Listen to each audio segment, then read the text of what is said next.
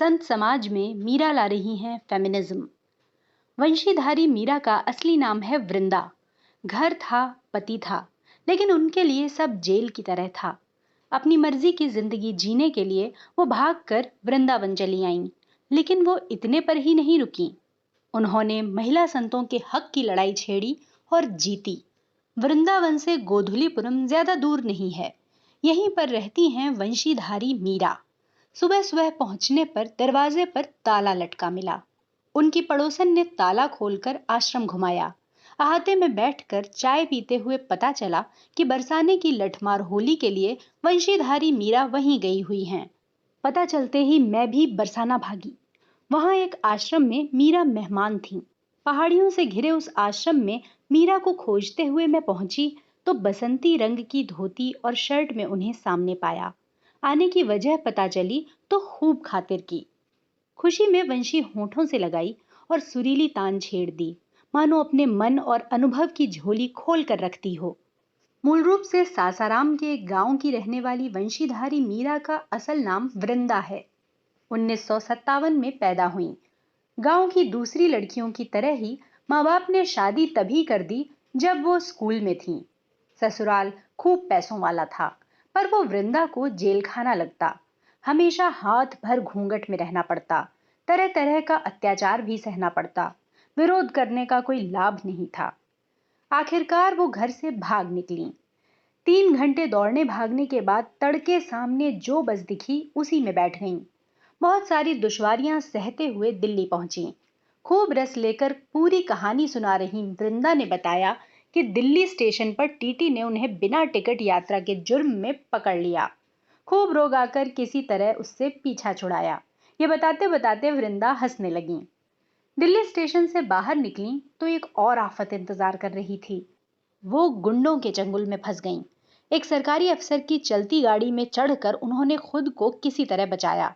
वृंदावन पहुंचने पर ही ठौर मिलेगा, ये उन्हें एक बाबा जी ने बताया था। इसलिए वो वृंदावन पहुंची।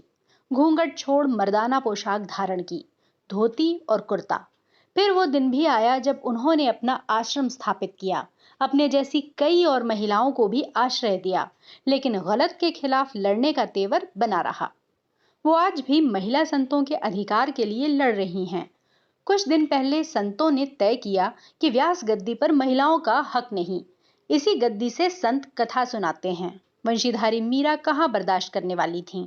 उन्होंने हाथ में झाड़ू लेकर डीएम ऑफिस तक मोर्चा निकाला। इस दौरान उनका नारा था, नारी से जो टकराएगा चूर चूर हो जाएगा। उनका विरोध रंग लाया और व्यास गद्दी पर बैठकर पाठ करने का अधिकार महिला संतों को मिला।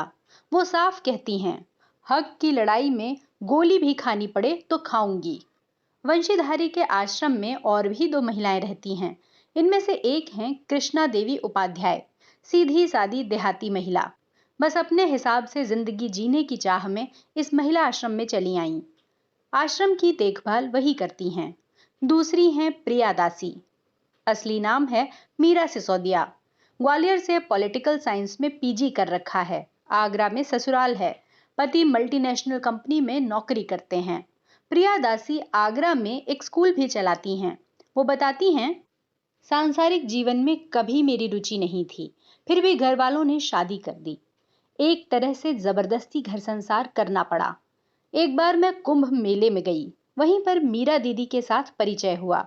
उनसे मिलकर मन में एक ताकत महसूस हुई। तय कर लिया कि घर छोड़ दूंगी और उन्हीं के साथ आकर रहूंगी। कुंभ स्नान के बाद बिछिया खोलकर फेंक दी और साफ कह दिया कि अब मैं ससुराल नहीं लौटूंगी। किसी ने रोका नहीं। जवाब में प्रियादासी बताती हैं, सभी ने आपत्ति की, खूब कलह मचा, लेकिन मैंने किसी की नहीं सुनी। अपनी जिद नहीं छोड़ी। यहीं रहती हूँ। हालांकि पति के साथ एक समझौता बन गया है। बीच बीच में आगरा जाती हूँ, लेकिन घर नहीं, स्कूल में ही रुकती हूँ। घर के लोग आकर मुलाकात कर जाते हैं। अब वृंदावन में एक स्कूल खोलने का फैसला किया है। कितनी बेबस महिलाएं चारों ओर हैं। उन्हें एक ठिकाना देना चाहती हूँ, पढ़ाना चाहती हूँ। अभी तो उस दिन देखा कि एक आदमी अपनी बीवी को पीट रहा है। मालूम चला कि रोज शराब पीकर आता है और मारपीट करता है। बहुत गुस्सा आया।